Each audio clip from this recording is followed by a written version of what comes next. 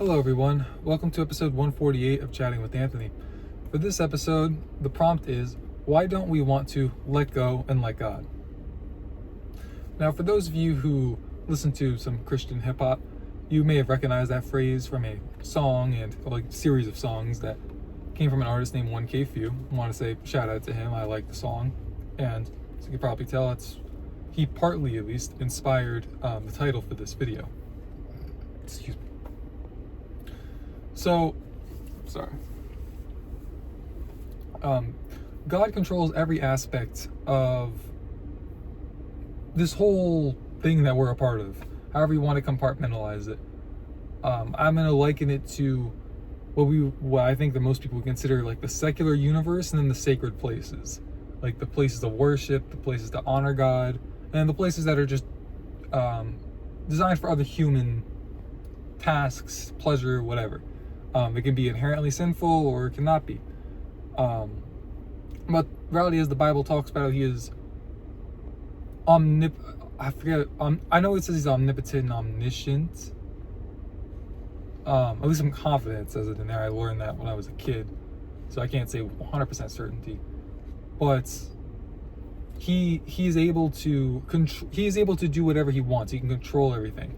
I can think back to a story in the Bible where I believe he literally opened up a hole in the ground, and he essentially like thousands of people fell into it. There's countless stories in the Bible of God using his power to show others his might. And it could be for more egotistical reasons. It could be to prove something to certain people, a mix of the two. Going into that, ego is not inherently sinful, at least the way I interpret that word. When I say ego, more so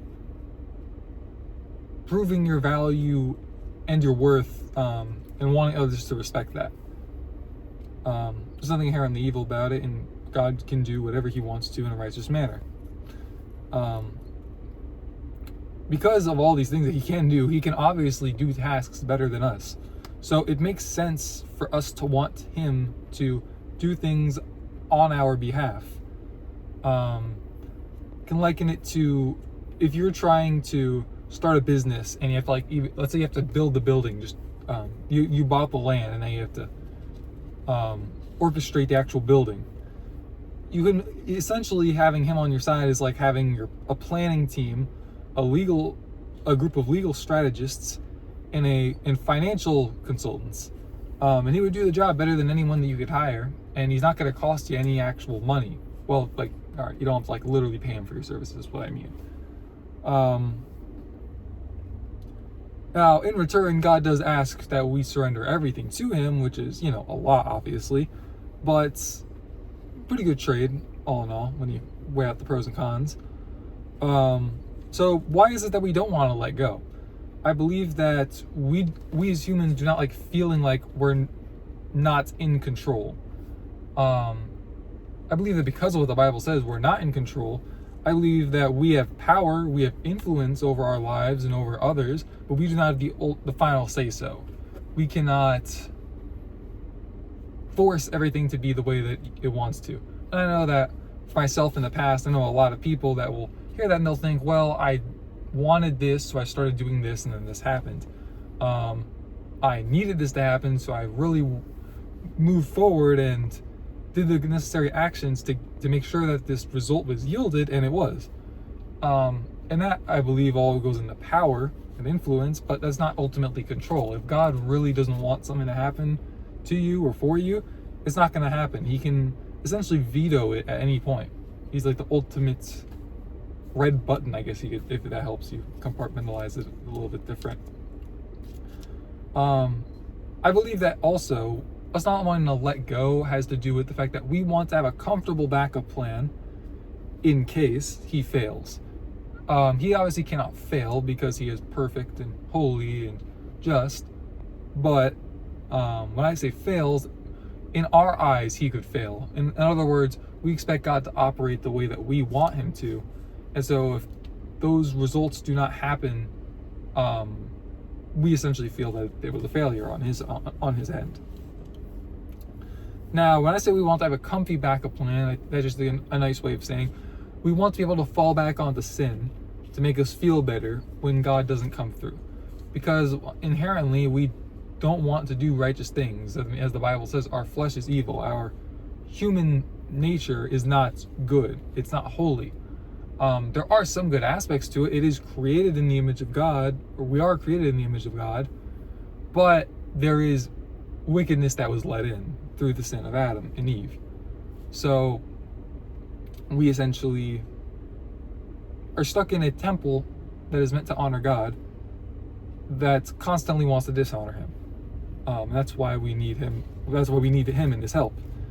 In regards to having a comfy backup plan, I would like to point out that the 11 disciples, because after Judas killed himself after Jesus died, the 11 disciples must have been sitting there thinking of all these terrible things, not necessarily anger towards God, but must have had a lot of doubts, must have been questioning a lot of what happened and why this person that did all these miracles all of a sudden just was delivered into the hands of evil people and is now gone. And now the same people kind of want them dead too, because they were with him and they helped him do a lot of those things.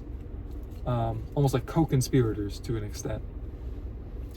But those same 11, once convinced that he was real, when Jesus, I believe at multiple points, came back and saw them and talked to them in human form, even though he was essentially in God form at that point.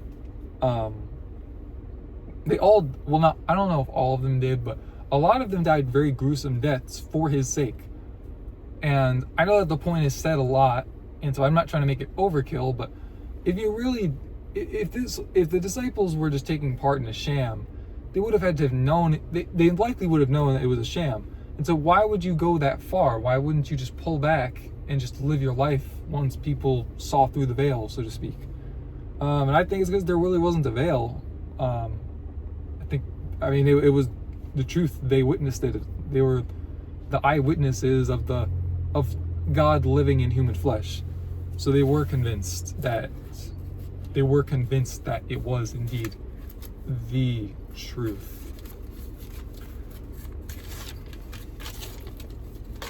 Sorry. Now, our faith is made perfect in weakness. So don't be afraid of your past mistakes and your present and even future mistakes. That's not a license to sin, but it's not a license to sin, but understanding that in the name of doing righteousness, you're gonna mess up, you're gonna make mistakes, and that your mistakes are already paid for and covered. Now, God does call us to not take that for granted, but it is a comfort to know that, like, in life, you don't know what kind of things are going to get thrown your way and how well you're going to handle it. On both a physical level, but also on a monetary level. When it comes to sin and the remission of sin, Jesus basically paid for all of it by dying on the cross and then resurrecting. So we do not need to fear. We do not need to fear the mistakes itself. We need to fear what leads us to do those mistakes, because that's essentially what would lead someone to hell. As the Bible does say, forgive me, I don't know where exactly, but fear he who can kill the body and cast it into hell. Oh, that's right. Jesus himself said that. Don't fear the ones who can just kill the body. Fear the one who can do that and also, give you eternal damnation. Essentially, fear him was what he was trying to say. And for those that feel shame and regret about their past, I don't think there's anything inherently wrong with that. And you shouldn't dwell on it, but it's one thing to feel like you've done wrong, to know that you've done wrong. But at the same time, please remember, I have been bestowed this knowledge, and I myself am guilty of a lot of bad things.